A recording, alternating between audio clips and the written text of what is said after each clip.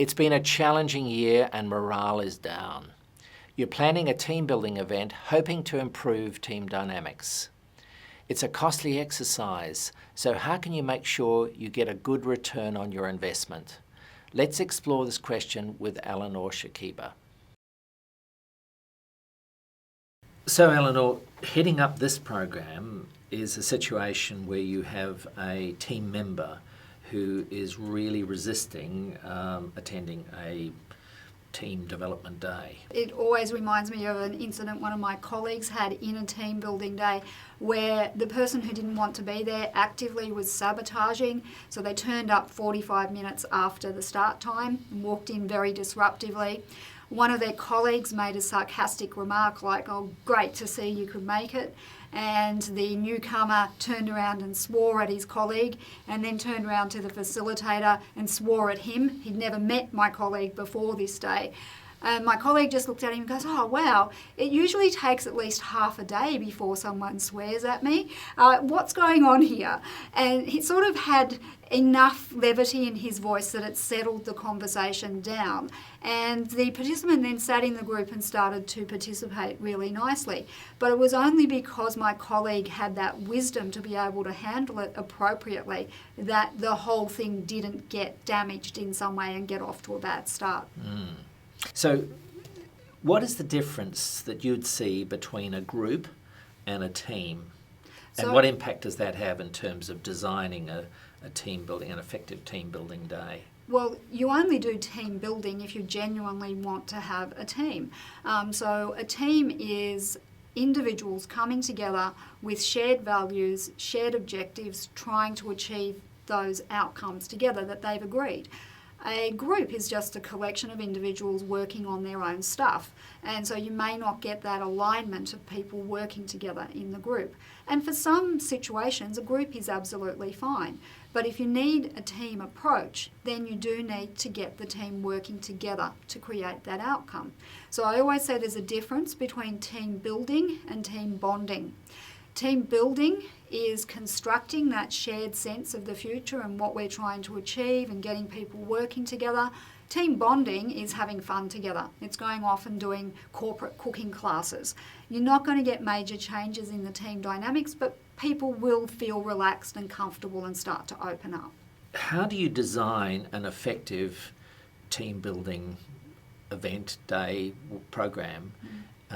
What do you believe are the essential ingredients of, in fact, designing an effective day? So the real core foundation is having objectives, knowing what you want to get at the end of the day. So we need to start with the question, what are we trying to achieve? What are we trying to change? And then we work backwards. So once we've got those objectives, we say, how can we do it? If we want to get the team understanding each other, for example, what would be an activity or tool that we could use? So we might use a personality preference instrument in that particular case.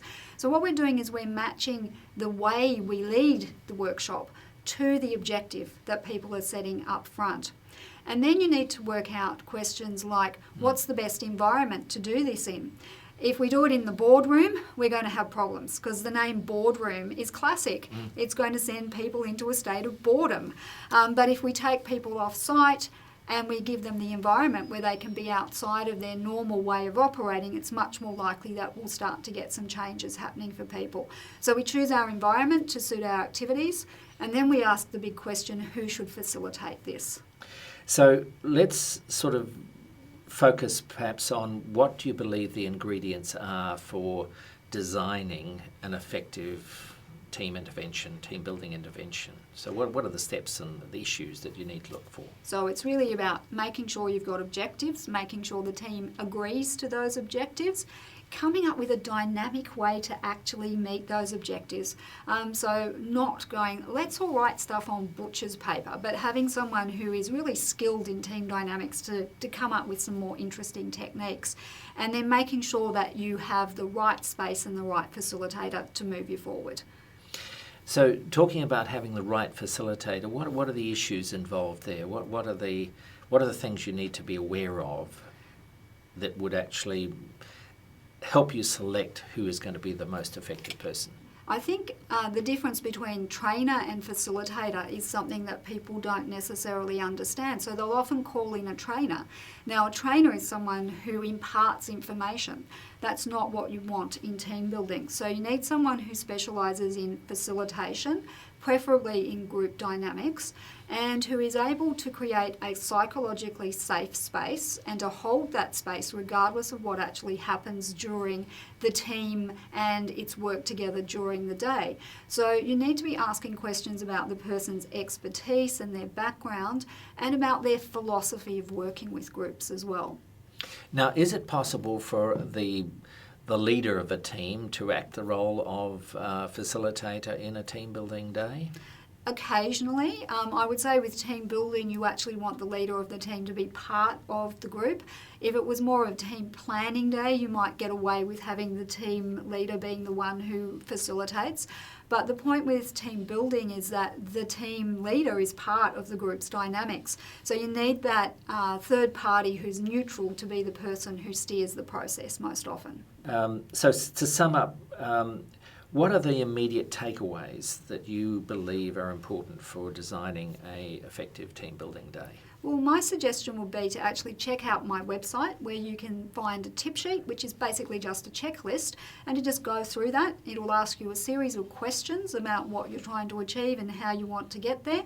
Answer those questions, and then you'll be in a position to work out the next step, which is whether you do it yourself or whether you call in someone like me. Now, we know that the end of the year is coming up and Christmas is soon upon us. Mm-hmm. And so the next session we're going to be running is and exploring is beating the end of year stress that often occurs with piles of parties and meetings and all of those activities. So looking forward to sort of getting close to celebrating Christmas, but we've got a few things extra to finish off, and one of them is how do we keep cool and calm as Christmas approaches. And so next month we'll give you some tips. See you Great. then. Thanks, Eleanor.